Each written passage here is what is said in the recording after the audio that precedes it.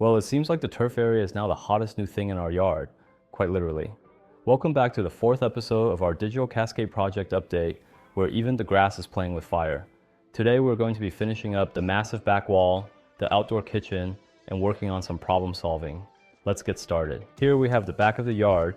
In order to break up all of the tile and concrete, we added some small trees and some artificial grass. We added the grass not only for some added color, but also for a spot to have a play area for the kids. The turf that we use is made up of plastic synthetic fibers to mimic the look and feel of regular grass. Turf has become more and more popular because of the low maintenance and easy installation process. So let's talk about this turf trouble. One of my guys let me know that we have an issue with the artificial grass. Turns out our synthetic grass was getting a little too hot under the collar, or should I say under the sun's magnifying glass. From what I can see, it appears that the fibers have melted, which means we will need to replace it, but more importantly, we need to figure out the reason that this happened. Replacing the turf every week is not a viable option, so I'm gonna have a couple guys check it out and see if we can get down to the bottom of this. While they troubleshoot, let's move on to the back wall. Like we talked about last episode, we're going to be finishing up the back wall today. Most of the wall is already done, but we just need to get the tiling onto the wall and make sure that everything's waterproof. We decided on tiling that is simple yet elegant in a light brown hue to keep that color palette flowing smoother than a river of chocolate. We went for a directional chevron pattern, and we plan on having different wall segments going different directions vertically. That's right, we're zigging and zagging our way to backyard bliss. The tiles that we are using are perfect for this yard because they aren't too flashy and are a great smaller detail for people to notice. Now that the tiles are on the wall, we have to go about waterproofing everything. We have a lot of waterproofing to do on this wall because of the many corners and vast size of the feature. Because nothing ruins a backyard oasis like a soggy wall and a short-circuited lighting system. We're sealing up those corners tighter than a jar of pickles in a pickle factory. The corners of the tile are very important because you don't want water sitting behind the stonework due to possible deterioration down the road. The corners are also the largest gap where water can get in, so we make sure to seal those up to make sure it stays dry.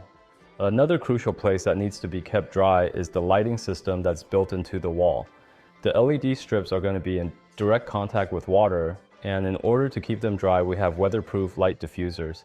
The diffusers have two jobs here. They help keep the water out, as well as giving us an aesthetically pleasing effect by softening the individual LEDs and giving it the appearance of a continuous smooth stream of light. Now all we have to worry about is the electrical access and controllers, which should be pretty easy. We are going to put all of the electrical boxes into a weatherproof container to make sure we don't have any future issues. All of the inner workings of the plumbing and electrical will be hidden behind the wall to ensure a clean look from the front side. Now that we have all of the weatherproofing figured out and done, let's get back to the turf area and figure out what was going on. My guys gave me an update on the issue with the turf. It turns out that the reflection from the sun on the house windows was getting the turf hot enough to where it was melting the fibers. Who knew our windows were such powerful little sunbeams, turning our backyard into a mini sauna? But fear not, dear viewers, we've got a solution. We're throwing some shade, literally, on those windows to cool down our turf and save unsuspecting booties from a fiery fate. Safety first, folks. We don't want our clients leaving with roasted buns. The quickest and easiest way to get rid of this issue is to get the windows tinted to absorb the heat from the sun instead of reflecting. We had to act fast before our lush green playground turned into a scene from a bad action movie where everything spontaneously combusts. Hopefully, in a couple days, the client and their family can enjoy the unburned plush green turf. So folks, stay tuned for our next episode where we're going to be finishing everything up for the big reveal. I can't wait for you guys to see the finished product because this project has some insane features that you do not want to miss.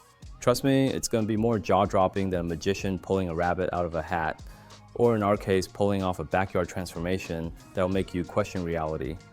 Don't forget to hit that like button, leave a comment on your favorite feature. Spoiler alert, it's definitely not the almost burned turf, and subscribe for more backyard adventures. Until next time, keep it cool and keep it funny.